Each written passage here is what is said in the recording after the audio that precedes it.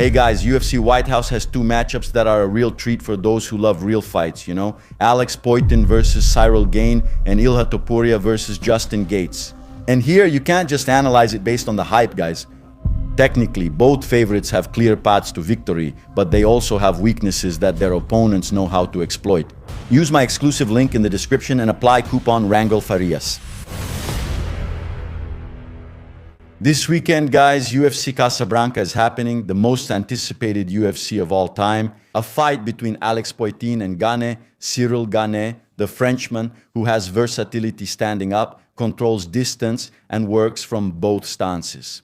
But the guy is gonna face a multi-champion in kickboxing who's also coming to go after the historic third title, third belt in different weight classes. So the only guy who's going after this achievement is our Alex Poatan Pereira in just a few years of history inside the UFC, guys. This kid is making history.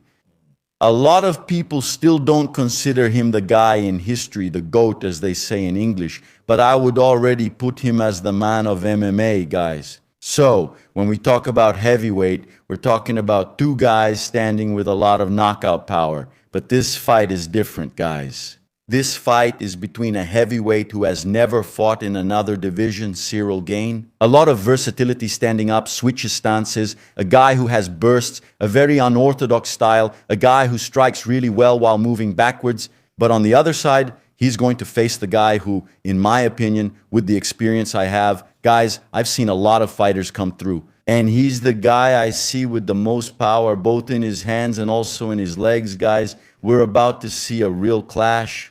We know that Cyril Gane is a guy who controls very well, moves very well, creating angles in the middle of the ring. But he's going to face Alex, the guy who's a specialist at cornering his opponents. He's a guy who moves forward a lot, and everyone moves backward when they face a guy like Alex. Alex, I say he's a different kind of guy. When you think he's gonna let you make a move, he's just waiting to counterattack you. He's putting you under pressure the whole time and making you move backward. I felt that, and when I went to Dubai with him, I saw him training there with all the big names from Hammerdyne.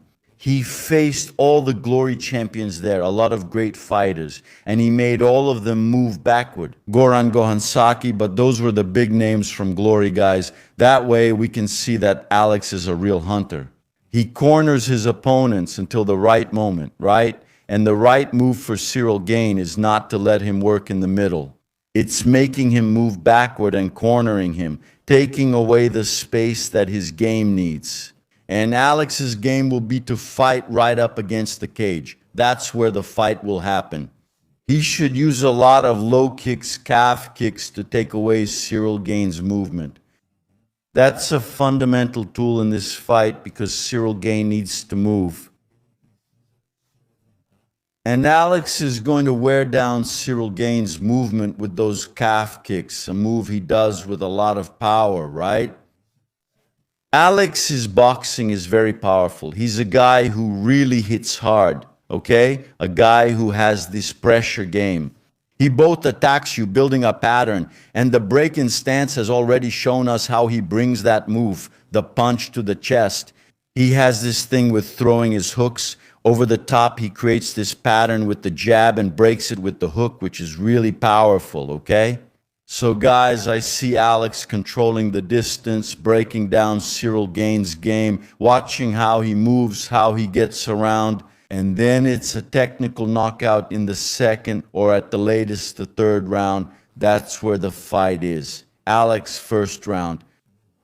If he does like Ankalaev going straight at Cyril Gane, that's a good strategy, you know? Cyril Gane needs space, guys. If Alex takes away that space right from the start, it'll be very valuable. But on the other hand, it's heavyweight. We know that heavyweight at the beginning of the fight is always much more dangerous, right? But Alex, he's doing really well, right? I've been following his training. He's now at 116 kilos, so he's almost at the limit of the division. He plans to fight a little lighter so he doesn't lose too much speed. But he's a guy with a lot of fight intelligence. He's someone who knows his power very well and controls the distance really well. He knows he needs to put pressure on Cyril Gane. Cyril Gane has that thing with the low guard, And guys, I believe he's never taken a punch as powerful as Alex's. So he's going to have a problem with his low guard. I see him moving his body really well and bringing it, right? This thing about the possibility of a takedown, but Alex, guys, is training a lot with Glover Teixeira on that part. Big Glover, he just finished one of his fights, so he's putting himself in as Alex's sparring partner. It's necessary and very important for Glover to bring his experience to the camp. As an athlete, he was already the UFC light heavyweight champion, and he's a guy who comes from a grappling background. So, Cyril Gane doesn't have the same grappling skills as Glover, and Glover is serving as a sparring partner for Alex. So, guys, Alex is at the top of his game. The whole team is ready. Everyone's energy is focused on this fight, and here comes the third belt. He's making history, guys. Alex Pereira, champion in 3 different divisions, and what's more, guys, in the 3 heaviest divisions of the UFC. He was champion at 84, then champion at 93, and now here comes heavyweight. A division that's so hard to conquer. If we look at it, among all the others, there was always a monopoly. For example, Anderson Silva at 84, John Jones at 93. In the heavyweight division, there was never a guy who won more than 4 fights in a row. With the belt, if I'm not mistaken, it was 3. But let's go. Let's say 4 just to put a number on it. So guys, heavyweight is a tough division. It's the division where the belt changes hands the most. And Alex is coming after this division. And guys, a Poatan dynasty is coming. Pay attention to this fight because something good is coming for Brazil, guys. Guys, a lot of people are saying that Alex is going to have trouble fighting, right? This first fight as a heavyweight. But people don't realize that Alex has always been a guy whose normal weight is around 105, between 105 and 108 kilos. So he's a guy who is a heavyweight. But his dedication, along with the whole team, made him cut down to 83. Then he cut down to 93, and now he's going to take on the weight that is really his. Guys, Alex is a guy with a very heavy build. He's a guy with very strong hips. So now, what did he do? He accepted his own weight class. There's no more battling with food. There's no more fighting with the scale. That need to control his weight is gone. Now he's eating freely. And remember, it's not just eating anything, no. He's eating properly, but he doesn't need to control his weight anymore so he can be free with carbs and protein. Because now he has the 120 limit and he won't hit 120, he won't go over 120. He's there around 116, he's almost at the category limit. But if the guy who hits 125 does a little restriction, a little dehydration, he can easily make 120. So guys, this is Alex's category. Yes, it's the category where at 30-something years old, the athlete is already tired of dehydrating, already tired of losing weight. And now he's there at 38 years old, fighting in the most comfortable category for him, where he can stay healthy with proper hydration and nutrition and avoid those hormonal drops which already come with age, right guys? So Alex now in this category has a longer athletic lifespan. We know that at 35, according to physiology, it's the peak for an athlete. And after that, he starts to decline. With this move up in weight class, he slows down this drop in performance, right? Because then there's no dietary restriction. His diet can fully support hormone production. So pay attention because Alex is fighting in his own category, guys. And guys, we saw and followed that Cyril Gane's team called Alex's arch rival, right? His main opponent in glory, Artem Markitov, a Russian with a height that used to give Alex trouble, a guy who was really tough, a guy who played that role. So he would confront him, making Alex move back just a little.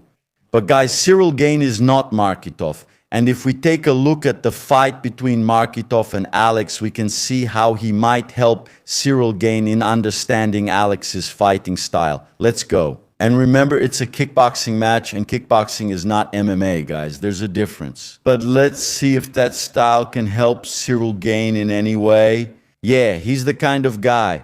Markitov is the kind of guy who tries not to move back too much. He covers up well, and tries to work with single strikes against Alex. But we can see that Alex is a guy who has much more versatility than Markitov, who's a really tough guy. He was very smart in all the ways he helped with Alex's fights. But guys, it doesn't really fit there. They're totally different styles. Cyril Gane doesn't fight that way. Cyril Gane needs that more karate style movement, that thing where you control the distance more. And not that more closed kickboxing style that Markitov shows, right, guys? He's a counter striker who tries to work on closing the distance. He defends really well and counters Alex. But guys, Alex strikes more freely. He throws a lot more. But this fight would be different if it were with small gloves. You can see that Markitov spends the whole time just waiting. This kind of small glove stance wouldn't work. Alex would have a much easier time fighting him. But Cyril Gane wanted an opinion and to hear from someone who faced him. And they fought each other, if I'm not mistaken. It was 2 or 3 times. It was 2, right? I think it was 1 win for each, guys. And that's pretty much it, guys.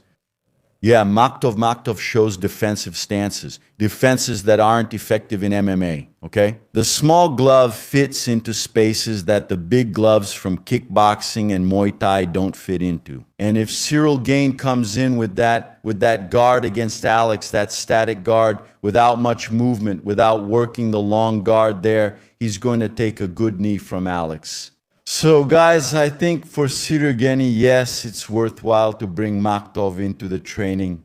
Yeah, but I remind you, MMA is MMA, kickboxing is kickboxing. Markitov's game is one thing, Cyril Gane's game is another. So we see that in MMA, if Alex and Markitov faced each other, Alex would have a much easier time than in kickboxing. We saw that Markitov is a very tough guy who protects himself really well with the big gloves. But in MMA, that kind of defense wouldn't be as effective. It would force Markitov to change his game, to control the distance, because otherwise the small gloves would get through. And when the small gloves get through, guys, it's a knockout. Even more so because on the other side is Alex Pereira, the guy with stone hands, really heavy hands. So Markitov won't be getting in the ring. The one getting in the ring will be Cyril Gane. He'll benefit from having talked and trained with someone who faced Alex twice. With 1 win for each side, he will. But I don't see much benefit, We know that for Markitov to contribute to Gane will have to play Markitov's game. And playing Markitov's game is something he's never done before. Gane isn't the kind of guy who puts pressure on his opponents and makes them back off. Quite the opposite. He's the kind of guy who likes to work like this, giving space. So what Markitov did in the ring with Alex won't benefit Cyril Gane. These are games that don't complement each other. Cyril Gane, if he changes his game now and tries to put on pressure, I believe it's more about trying to take Alex down, wanting to put Alex on the ground. But then Alex is very well prepared because he has Glover Teixeira as his corner and training partner. A guy who's a specialist in that area, right? So if Cyril Gane wants to put him against the cage and use that pressure game, since he's a bit more physically imposing, I believe that's a strategy he might try to use. But I don't see any benefit for him. The one who needs to have looser muscles to strike is Cyril Gane. His game is that looser style. Alex is already a guy who comes forward, comes ready to finish. And man, that kind of exchange doesn't work for Cyril Gane. He'll be canceling himself out, bringing that kind of game into this fight. So guys, Gane comes in with unorthodox movement, those stance switches, those quick attacks that he likes. He's a dangerous guy, right? He likes to do pendulum movements in the fight and go for a takedown. Yeah, that's possible. But I don't see him having much success with that. Alex is very well prepared. In grappling, he's a guy who really knows what he's doing. So I always bet on Alex for this fight, guys. Man, I see Topuria having a lot of ease in this fight. Gaethje is a guy with a really strong chin. He's someone who knows how to take punches very well. But Topuria, he brings a mix in all areas of MMA. With a lot of explosiveness, he's a guy with really strong punching power. So I don't see Gaethje making it through. At most, he might get to the beginning or the middle of the third round. I don't see him being able to take Topuria past the middle of the third round. So, in my view, we'll have two fights that will reach the third round. I've always really liked Gaethje's attitude as an athlete. A guy who has always shown a lot of character. But for this fight, the trash talk between him and Topuria, he went too far and made me root more for Topuria than for him. Like I told you guys, I'm an admirer of Gaethje's work. He's a guy with heart. It's always a war. And I really like that, right? Athletes who don't talk much. But this time, he talked about Topuria's family. And that shows a bit of imbalance for this fight, you know, guys, because he's not the kind of guy to do that. And for this fight, he's trying to get in Topuria's head. But that just shows that he's unbalanced for this fight. He's destabilized. So it's even more Topuria in this fight. In my opinion, these two fights have things in common. They don't win just on talent, guys.